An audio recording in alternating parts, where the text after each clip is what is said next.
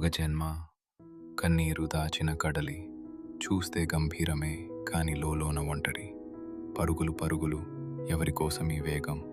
చేతిలో ఫోన్, మెదడులో 100 ఆలోచనలు. పదుగురిలో ఉన్న ఒంటరివాడే నవ్వుల మాస్క్ వేసుకుని తిరుగుతున్నాడు. బంధాలను ఒక యాప్లా మారుస్తూ, భావాలను లోపలనే ఉరితీస్తున్నాడు.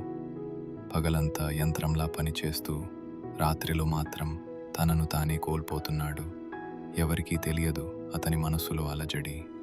డబ్బు కోసం పడే కష్టం, ప్రేమ కోసం పడే ఆరాటం, బాధ్యత అనే కిరీటాన్ని ఎప్పుడు మోస్తూ, తన ఇష్టాలను, కలలను పక్కన పెట్టేసి, గెలిచినా ఓడినా ఒకేలా నవ్వుతాడు.